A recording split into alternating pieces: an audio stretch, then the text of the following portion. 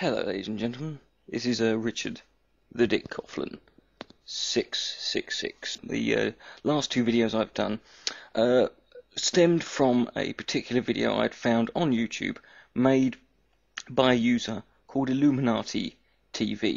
He is a horrid pile of useless, dried up, 3-week-old, crusty foreskin eczema, and I thought, whilst he's still here, I might as well see what I can find out about the man. Now, contrary to what a lot of people have said, a lot of people came to me saying, you know, this guy is a satire, this guy is playing a character. No, he's not.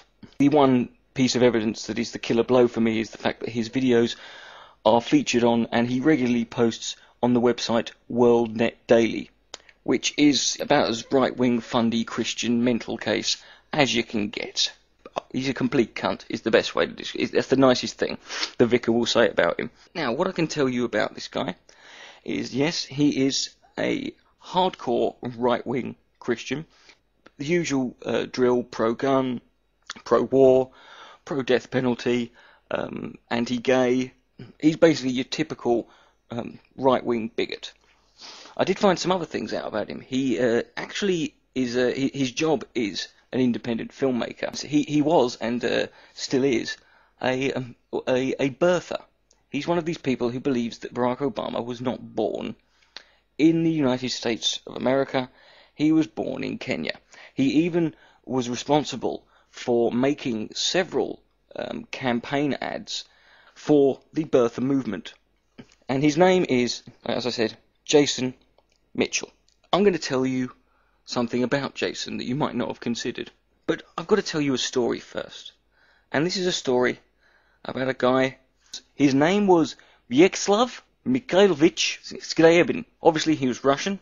He is a very, very well-known Soviet politician and diplomat. Because I guarantee you've all heard of this guy.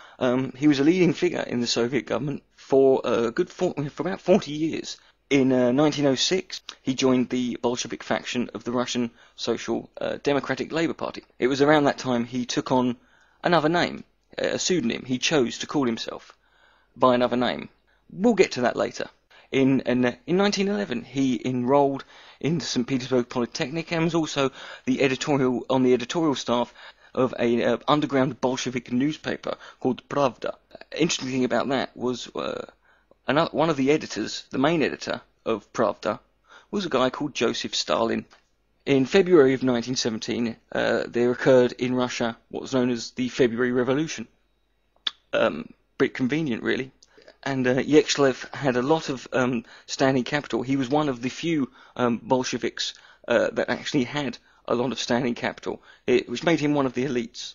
It was around this time Molotov sort of became a protege and a very close adherent to Stalin. In 1930, Vyacheslav became chairman of the Council of People's Commissars, which is the equivalent in Russia at the time of the Prime Minister. He carried out Stalin's line of using a combination of force and propaganda in order to crush any peasant resistance that there would be to the current regime. And during his time, he ordered the deportation of millions, and he sent them to labour camps. I suppose today you might call them FEMA camps.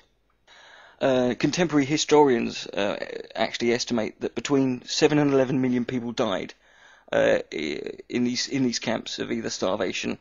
In 1937-38, Vyacheslav personally approved 372 documented execution lists. There is no record of him contesting any of these execution proposals. In 1938, things got very interesting. Hitler, remember him, invaded Czechoslovakia. In May of 1939, Vyacheslav was appointed as foreign minister. There was then a war with Finland. The Soviet Air Force made extensive use of incendiaries and cluster bombs against Finnish troops and fortifications. And when Vyacheslav claimed on a radio broadcast that the Soviet Union was not dropping bombs, they were actually delivering food. Skipping forward to 1941, Stalin took over as the official head of the Soviet government.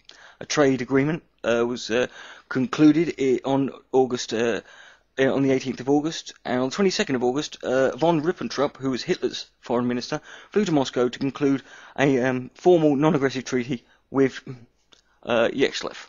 The most important part of the agreement was this secret protocol, and in this protocol it gave Hitler the green light to invade Poland, which began on September the 1st. He is the only person, he's believed to be the only person to have ever lived who shook hands with the following people: Lenin, Stalin, Khrushchev, Mao, Hitler, Franklin Roosevelt, Winston Churchill, and Tito of Yugoslavia. What's my point? Well, here you've got a guy. He was a propagandist.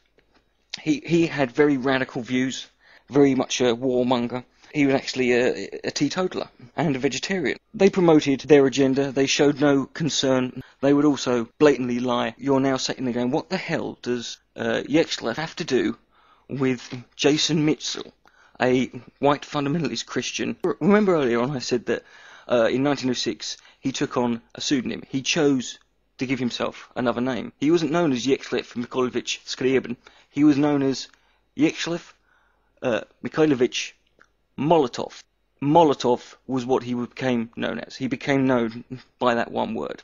Remember I told you in the Finnish War, he had lied about them dropping bombs on top of the Finnish people and claiming they were food parcels. They responded by using alcoholic, very flammable liquids in glass that were lit and then thrown. And they became known as the Molotov cocktail. What does this have to do with Jason Mitchell? Well, Jason Mitchell does not call himself Jason Mitchell for his channel. He is known, and has always been known, by his nickname that he chose, you guessed it, Molotov. Now, why would a man who does nothing but talk about the evils of socialism and communism and compares people constantly to, including his own president, to people like Stalin, why would he choose a guy whom he speaks out against and tries to use in order to demonize people on the left? Yes, I'm on to you, Jason. I know your game, comrade. I see what you're doing. You are a communist. You're putting on an act, deliberately manipulating and twisting things in order to confuse the bewildered, inbred, thumbless George Bush voting fucktards who watch your videos, who will swallow anything you give them, literally, because you would say constantly, you constantly bring up Hussein, but I ask you, ladies and gentlemen, Barack Obama was born with that name. Now what's worse, being given the name that happens to be the same as a mass-murdering dictator, or choosing to call yourself by a name that was the same name that was chosen by a guy responsible for more deaths in the political positions he held. Barack Obama can't help that he's a Hussein, but you choose to be a Molotov, and you're certainly a cock, and you are completely fail. Ladies and gentlemen, this is the shocking truth exposed. This is Jason Mitchell, Molotov cockfail, the man who wants you to be put in a Labour/FEMA camp, the man who is basically an elite which he'll speak out against. The man is straight edge. The man doesn't drink. The man will lie. He will twist the facts just to make sure that you can't know the truth about what he's got in store for you. Don't fall for this man, ladies and gentlemen. Spread the word. Jason Mitchell, illuminatiTV, is a fucking commie prick.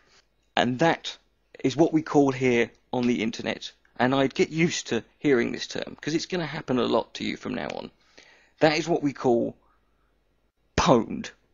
Richard the Dick Coughlin, 666. Good night. And may God bless.